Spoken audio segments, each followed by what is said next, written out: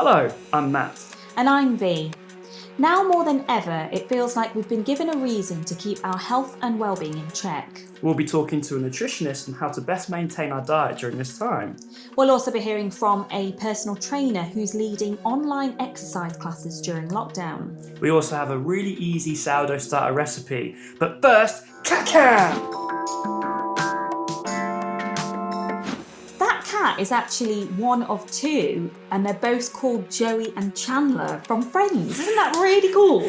Let's talk to Jo Travers. She is a nutritionist and author of the Low-Fad diet. Hey Jo! Hi. Hi. So Jo, how do you strike a balance during this time, this difficult crisis, from in between eating healthily and not overindulging? I think that overindulging thing is quite an interesting way to put it. So we all want to feel good and we want to feel nice and we want to eat nice things, and that is completely fine. But I think there's always a point where it stops being as nice. And I use this thing, it's really a great part of mindful eating. So being mindful when you eat is really paying attention to how nice something tastes, but also recognizing that actually there's a point where it stops being quite as nice. And I always use this thing, I use it in clinic all of the time, and I say it to all my clients, ask yourself the question, will the next mouthful be as good?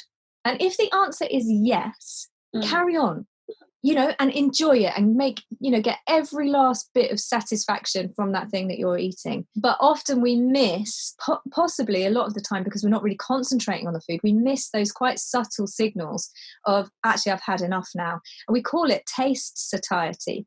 So when we are hungry, it's a definite feeling.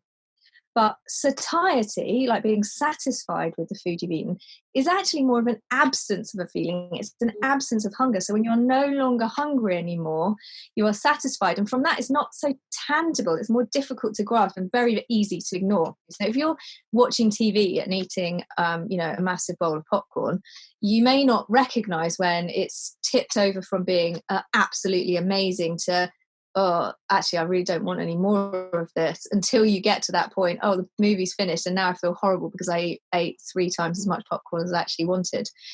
So, and I think that learning to spot that point is really, really important. And also, people worry sometimes when they have to have this pressure, oh my God, I've got to really listen to my body. But actually, if you get it wrong, the risks are really low. Like, it doesn't matter if you get it wrong, because you've probably got it wrong hundreds of millions of times in your life, and that's totally fine and you're still all right. But you can use that to learn for the future. Oh, right, now I know where my satiety point is. I know what signals to look for. By the way, your hands are really good because you don't need to weigh anything, but they're really good measures of what your body needs. Now, if you are a giant, you have giant hands, you need giant portions. My hands are small. I don't need to eat a lot.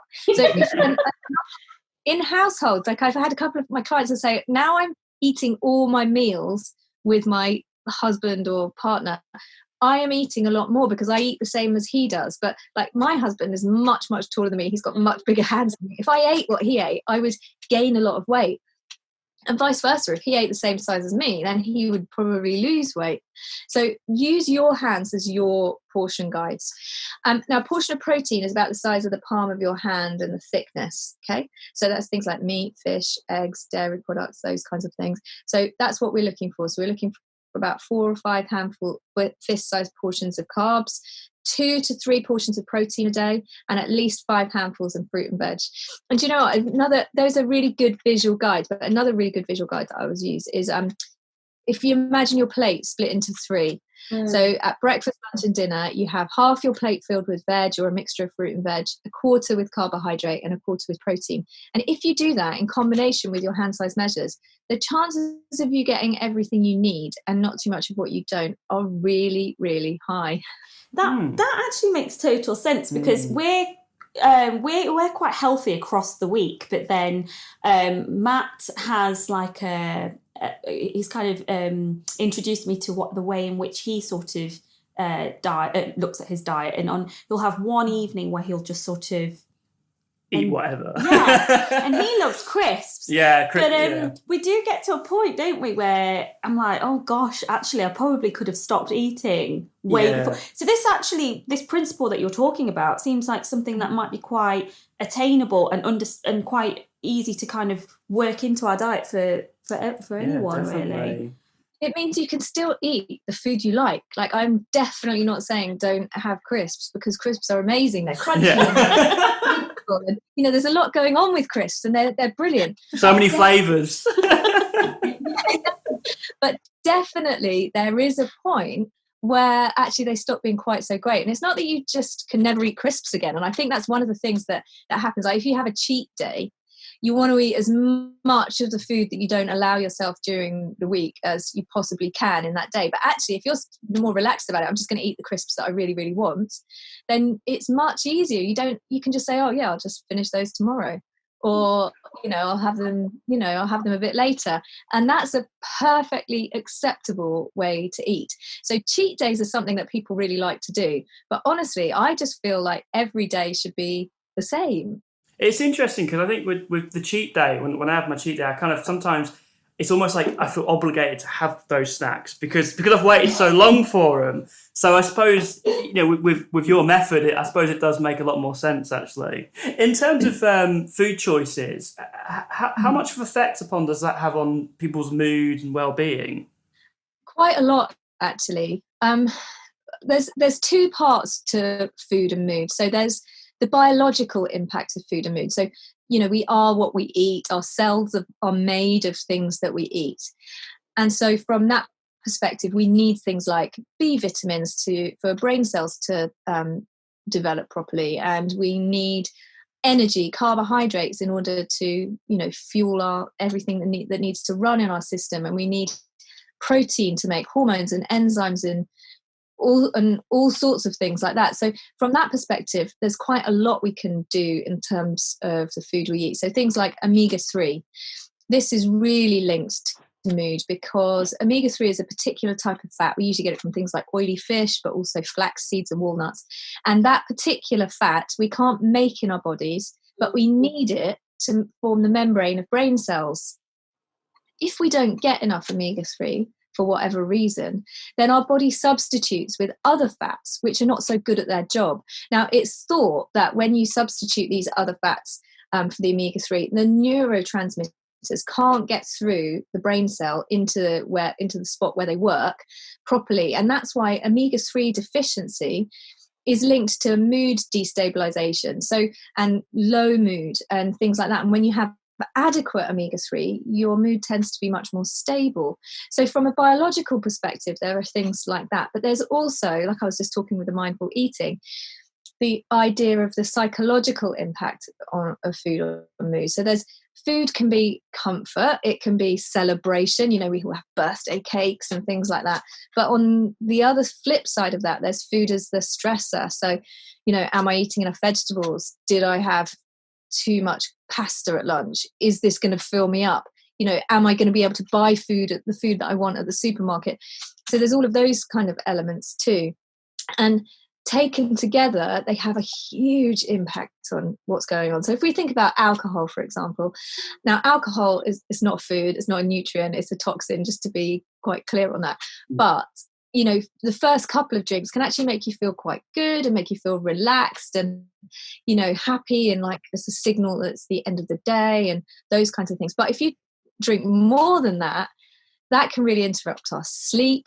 It can interrupt, you know, our energy metabolism. So it can divert the liver to focusing on the toxins rather than making sure there's always enough sugar in our blood.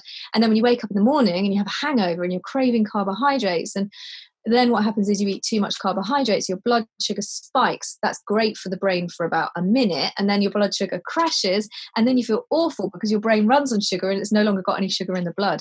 So we've got so many different aspects feeding into it that it's impossible to take food out of the equation when you're thinking about mood.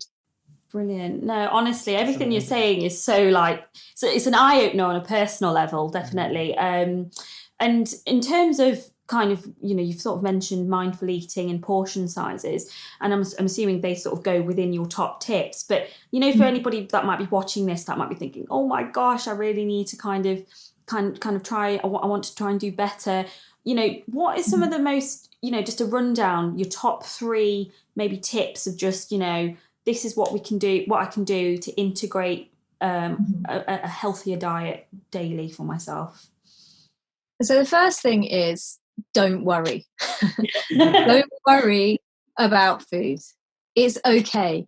And I think that this is something that lots of people worry about all of the time, because we're constantly bombarded with, information, this will give you cancer and this will give you diabetes. And, constantly we're getting, bombarded with this. And at the moment, that is the last thing you should be worrying about, okay? Things are difficult at the moment, and you don't want to add to your stress by worrying about food.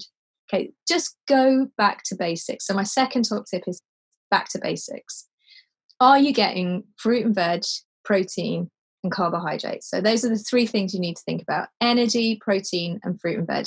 And if you are, great, well done. And the next thing you can do, if you want, is to kind of keep a tally. So if you just start with those meals, okay, breakfast, most people don't have all 3 food groups in breakfast, but it's actually really easy to do. So if you have muesli, that's usually got some dried fruit in it. If you have that with yogurt or milk, you've got some protein in there, and you've got some carbs from the grains. It's actually not hard to do at all. If you have a piece of toast and peanut butter, you've got some protein, you've got some carbs. If you have some slices of tomato or cucumber on that, or you have an apple or a banana with it, you've done it already. You've done that plate model. So don't stress out. And not everything has to be, my third top tip is, not everything has to be kale and quinoa, okay? You can eat healthily without those things, okay? You can have, even a burger. If you have a burger, you've got meat, which gives you protein, and it's usually about the size of the palm of your hand. You've got a bun, which is roughly about the size of your fist. And if you have that with a salad, it's done and dusted. You don't have to, that is a great meal. Your body breaks it all down to the same things. It will break bread down to glucose. It will break quinoa down to glucose too. Essentially, because I suppose you can apply all that to being in lockdown, can't you? I mean, I suppose this is a good time for everyone to try dieting, I suppose, because we are limited on what's on the shelves. How can we ensure that we get what we need during this time, would you say? I mean, it is a nice time to try new things, actually. And it's a nice time to try cooking and that kind of thing, because people, and I know lots of my clients, they usually go to work, and on the way home from work, they pick up something from the shop as they walk past just to eat tonight. So they don't have a cupboard full of food. And it is quite a difficult habit to get into, doing a weekly shop. What do I need to do? What do I need to buy? And actually making a kind of a mini plan of what you're going to eat can be really useful. So you can say, okay, well, I'm going to have macaroni cheese tonight, and then tomorrow for lunch I'm going to have beans on toast and things like that. And once you've done that, although it can feel a bit laborious at first, actually once you've done that, you've got your shopping list, you know what you need to buy, and you don't need to think about it on a day-to-day basis because you've already set aside some time for the thinking. And I found this really useful because now my kids are at home all of the time. I get asked, what's for snack, what's for dinner, what's for lunch, constantly. It's driving me insane.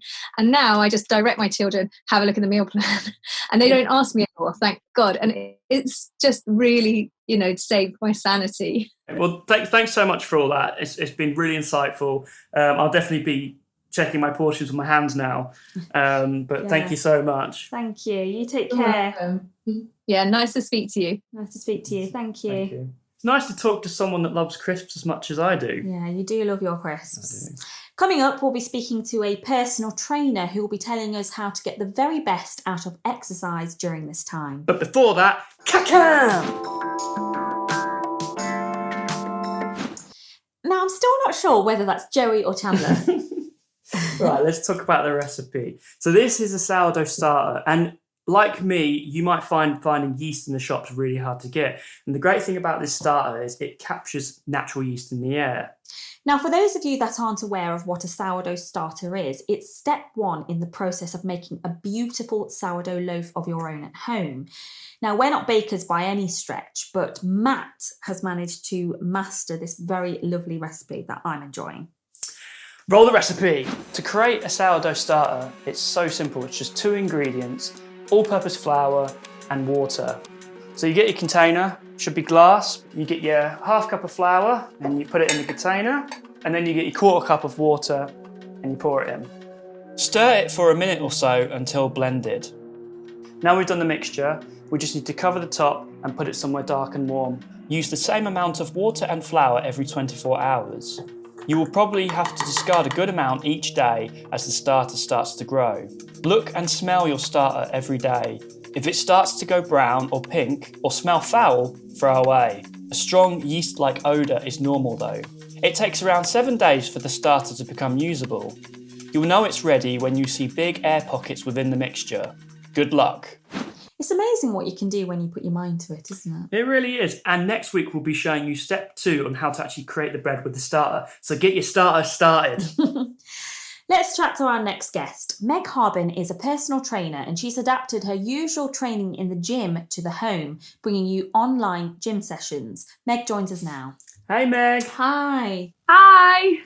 So in terms of exercise, we've got our homes and we can go outside. You know, all the gyms are closed. How can we get the best out of what we've got during this time? Like the most obvious option is running, like going for a run. And like, I notice a lot of people that like don't usually run or aren't seasoned runners are kind of getting outside more and just trying to do it, even if they're sort of like walk, run, and getting that like kind of cardiovascular exercise that way. So usually like if we go to a gym, we do like a class and it's usually 30 to 45 minutes. So kind of think about that kind of structure if you're going to do that outside, and then just kind of have your last 15 minutes and go for a nice little stroll and cool yourself down. For people that don't have weights at home, what kind of exercises would you recommend that you could maybe do inside? There's loads of stuff honestly, the possibilities are endless. So most things that you can do that you do with a weight, there's a body weight version of that exercise. Like it's typically going to be a little bit less strenuous because you don't have like the added resistance, but there's those ways that you can make it more difficult. So like slowing your tempos down, like if you're doing a squat, for example, just a basic exercise as an example, just going down into a squat, you can slow your pace down and add some pulses or add a jump and make it more plyometric and make it more kind of like cardiovascular and simple stuff like that. A lot of like strength based stuff. So like a few clients that I've got in particular are kind of like, you know what, I'm going to try and use this time to master push-ups because I can't do push-ups. So it's like you don't need anything to master a push-up. You can just like progress it through, use the wall, drop to your knees, and then progress yourself all the way up. And you know, messing about with handstands. There's loads of people getting into handstands at the moment because it's like it's something fun that you can do at home, and all you really need is a piece of a wall and a pillow to protect your head. And in terms of, like you say, changing and adapting to this environment, you yourself as a personal trainer, you've been running online exercise classes, haven't you? How's that all been going? It's actually been going really good. I got a lot more of a reception from it on the Facebook group than I ever expected to get. Like there's a few people that jump in and out, and you know, I don't expect everybody to be kind of like getting in there every single one 3 times a week, but like even if people just jump in, do one, and like, you know, just get that endorphins going from the exercise, then it went surprisingly well. And in terms of the online exercise classes, I mean, like yours, there's a wealth of them out there for people to take advantage of, isn't there? Oh God, yeah, there's so many. Like a lot of personal trainers have all got very similar ideas. They're kind of taking things online and kind of just doing that sort of virtual like classes, that sort of thing. Loads of people are doing it now. So if my kind of style of workout is not what you're used to and not what you enjoy, then there's loads of stuff out there you can go find. Like, I mean, undoubtedly, if somebody's got a favorite instructor from the gym, they can probably find that person online and find something that they're doing. What is your top exercise tip during the crisis? It can quite easily turn into something like a chore, especially because we're not in an environment that we enjoy. It's a lot harder to get motivated when you're at home. So anything that you can do to just make it a bit more interesting and a bit more fun So like find something that you enjoy, even if it's just kind of like picking your favorite exercise that you used to do in the gym and then being like, okay, how can I make that work at home? Like what was something that I just really love doing and what can I do to make that work at home? It's quite easy just to stay still during this time. So I think, isn't it just a case of just move, I think? Yeah, basically. Any particular movement, obviously the higher, if you get your heart rate nice and high and you do some kind of cardiovascular exercise, you're going to get that endorphin release. It's like a huge mood booster. And just in general, movement is medicine. Like if we spend too much time sat down, hunched over our laptops and doing this, we're just going to tighten up. And by the time we get back into the gym, we're probably going to end up with an injury because we're just going to go back in there, like do everything that we used to do with exactly the same weights we used to use, not accounting for the fact that we've had, I mean, it's been 6 weeks already, so it could be like up to 8 to 10 weeks or maybe longer away from heavy weights and kind of taking things gradually as you go back in. But just any movement you can do to kind of slow that tightening up process down. Because I've been finding it a little bit challenging because I love to boulder and climb, and I can't really do that at home. I mean, I could try climb this chair, this table or something, but it's definitely not the same. So that's something at that point you made about making sure you're keeping yourself moving. So when you do go back to do those exercises, it's not going to be suddenly like injuring yourself, because that's something that I'm worried about when I go back to actually get back on the wall to climb. Am I just going to pull every muscle and just, collapse? Yeah. It's like, oh, what can I do? Like, yeah, but in terms of bodyweight stuff, like the kind of calisthenics style training is going to be really good, because oftentimes you don't need any equipment or anything for that. And it's all about time under tension and holding like really difficult positions with your body, and anything you can do to keep those muscles active is just going to mean that when it comes to like throwing your body around a wall again, then like your muscles are going to be like, okay, we did something vaguely like this. It doesn't need to be exactly the same. Like your muscles will still, they've got all this range of motion. It's good to use all of it. Well, it's been great to speak to you, Meg. Yeah, no problem. Great to speak to you guys too. Well, that's it for this episode. Next episode, we'll be showing part 2 of that sourdough recipe, so keep an eye out for that. Thanks so much for watching. Stay strong and safe, beautiful people.